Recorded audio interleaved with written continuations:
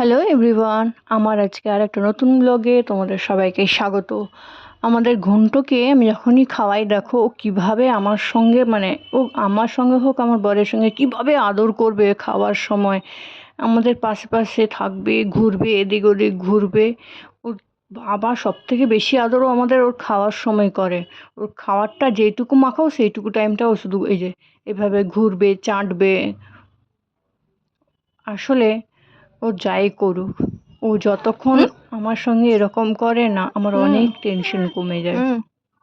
তবে তোমরা জানো কি, আমার ঘন্টু, ওই দেখো, ও কিন্তু বিড়াল নয়, ও গান করে। জানো কি, ওর গানটা আমি তোমাদের শোনাচ্ছি, দাঁড়াও।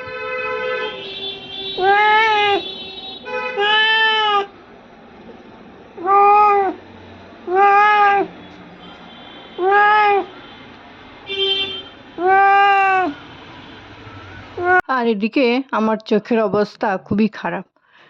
ডক্টর বলছে চোখে বাত হয়েছে। চোখে বাত বলতে অনেকেই অবাক হবেন, চোখে আবার বাত।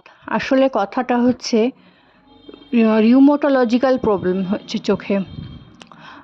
রিউমাটোলজিক্যাল চোখে যে প্রবলেমটা সেটা কিন্তু হতেই পারে, বডির যে কোনো পার্টেই হতে পারে। তো রিউমাটোলজিক্যাল প্রবলেম যেহেতু, সেটা পাতি বাংলা ভাষায় এটাকে বলা হয় বাত। তো কবে ঠিক হবে জানি না, খুব কষ্ট হয়, আবছা আবছা দেখি। তার মধ্যে ঘরে সব রকমের প্রায় কাজও করতে হয়। কি করব, হাউস ওয়াইফ যেহেতু, কষ্ট হলেও করতে হবে। কষ্টের তো আর শেষ নেই। আমাদের জ্বর হোক, সর্দি হোক, কাশি হোক, এই কাজের কোনো ছুটি নেই, কোনো মাইনে নেই, করতেই হবে। ভালো না লাগলেও উঠতে হবে, সকালবেলায় ঘুম থেকে উঠতে ইচ্ছে না করলেও উঠতে হবে। সবথেকে বড় কথা হচ্ছে আমার হাজব্যান্ডের অফিস থেকেও তাড়াতাড়ি বেরিয়ে যায়।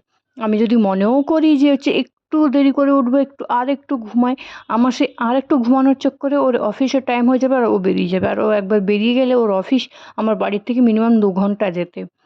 তো ও খাবার নিয়ে যেতে পারবে না। আর আমার হাজব্যান্ড বাইরের খাবারটা খুব একটা পছন্দ করে না। ও ঘরের যেমনই হোক, নুন হোক, হলুদ হোক, যাই হোক, ওকে ঘরের খাবারটা দিলে ঘরের খাবার খেয়ে সন্তুষ্ট। ও বাইরের খাবার খুব একটা ভালোবাসে না। তাই জন্য শত কষ্ট হলেও আমি ঘুম থেকে উঠে আগে ওর খাবারটা রেডি করে দিই। ওর খাবার রেডি করে ওর সব কাজ গুছিয়ে তারপর আমি ঘরের অন্য কাজ করতে যাই। সারাদিনে এই সব টুকটাক কাজ সেরে আস্তে আস্তে দুপুর 3টে, 3:30, 4টে এরকম হয়েই যায়। তারপর নিজের একটু খাওয়া দাওয়া, নিজের একটু সময় কাটাই। তবে নিজের সময়টা অনেকটাই টাইম পাই, সেই টাইমে ভিডিও এডিট করি, চেষ্টা করি। এই যে ভয়েসগুলো দিচ্ছি না, আমি কিন্তু অনেকটা চেষ্টা করছি শান্ত করে দেওয়ার, কিন্তু রাস্তার পাশে বাড়ি যেহেতু কী আর বলবো বলো।